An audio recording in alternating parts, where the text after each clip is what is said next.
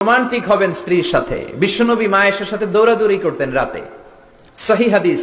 একদিন বললেন চলো কে দৌড়াতে পারে, ওটা কে ধরতে পারে। দুইজন দৌড়, বিশ্বনবী আস্তে দৌড় দিলেন, মা আয়েশা আগে ধরে ফার্স্ট হলেন। ওমিয়া বিশ্বনবী যদি জোরসে দৌড় দেয়, পৃথিবীর কোনো পালোয়ান নবীর সাথে দৌড়ায় পারে? ইচ্ছা করে জিতায় দিলেন, ইচ্ছা করে। মা আয়েশা খুব খুশি। বিশ্বনবী চাইলেন একটু খুশি হোক, জিতায় দিলাম আর কি, সমস্যা কি। তার 7 বছর পরের ঘটনা। মা আয়েশা একটু মোটা হয়ে গেছে, আবার বললেন রাতে, আয়েশা চলো আজকেও দৌড় দৌড় খেলি, মদিনায় তো সবাই ঘুমায়। মা আয়েশা মহা খুশি, ভাবছে ওই দিনও হারাইছে, আজকেও হারাবে। বিশ্বনবী মনে মনে বলে আজকে নো চান্স, আজকে চান্স দিব না। তো চলো ওই পিলার ধরি, দুইজনে দৌড়। বিশ্বনবী চান্স দেয় নাই। সাহাবারা বলতেন বিশ্বনবী যদি ঘোড়া হাঁকাতেন, জোরে ঘোড়া হাঁকালে 1-2 মিনিটের ব্যবধানে সাহাবারা বলতেন আমাদের ঘোড়াগুলো পিছনে থাকতো, সামনে দেখতাম আমরা শুধু ধোঁয়া আর ধোঁয়া। বিশ্বনবী ওনার ঘোড়া নিয়ে যে কয় মাইল সামনে চলে গেছে আমরা নিজেরাও জানি না। কি পালোয়ান! মক্কার সবচেয়ে বড় কুস্তিগিরকে 3টা আছাড় মেরেছিলেন উনি। ওনার এক হাতে ছিল জান্নাতি 40 জনের শক্তি, পড়েন সুবহানাল্লাহ। আয়েশা ভাবলেন আজকেও হারাবে। বিশ্বনবী মনে মনে বলে কি নো চান্স, চলো দেই দৌড়। আজকে বিশ্বনবী চান্স দিলেন না, দৌড়ে আগে ধরে ফেললেন। মা আয়েশা রেগে আছে, হায় হায় পারলাম না। মহিলাদের মধ্যে রাগ করার একটা অভ্যাস আছে না নেই? কথায় না কথায় রাগ করে, এটাই ওদের সৌন্দর্য, এতেই ওদেরকে মায়া লাগে, ঠিক কিনা? বিশ্বনবী মা আয়েশার কাছে গেলেন, যে বললেন ইয়া হুমায়রা। মা আয়েশারে ডাকতেন হুমায়রা। ওই নারীকে বলে যে নারী রেগে গেলে গাল দুইটা আনার ফলের মতো লাল হয়ে যায়। যে বললেন হুমায়রা হাদিহি সাবকাতু বিতিলক, ওই যে 7 বছর আগে তুমি আমারে হারাইছিলা, আজকে তোমারে হারাইয়া ওটা শোধ নিয়ে নিলাম। আল্লাহু আকবার!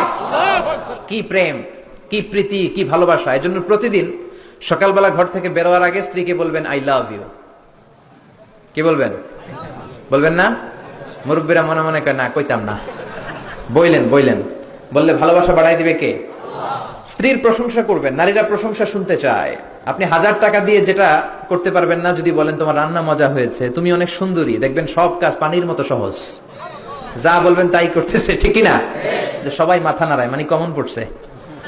হাজারি সাহেব যাই বলবে কমন পড়বে, ওটা মানতে হবে, ঘরে ঢুকাইতে হবে, সাথে করে নিয়ে যাইতে হবে। এই ওয়াজ আমার মায়েরা, যাদের কানে আপনার কাছে আমার মাইকের আওয়াজ যায়, আপনারাও স্বামীকে শ্রদ্ধা করবেন, ভালোবাসবেন। খাদিজার মতো, আয়েশার মতো ফ্যামিলিটা জান্নাত করে দিবে কে?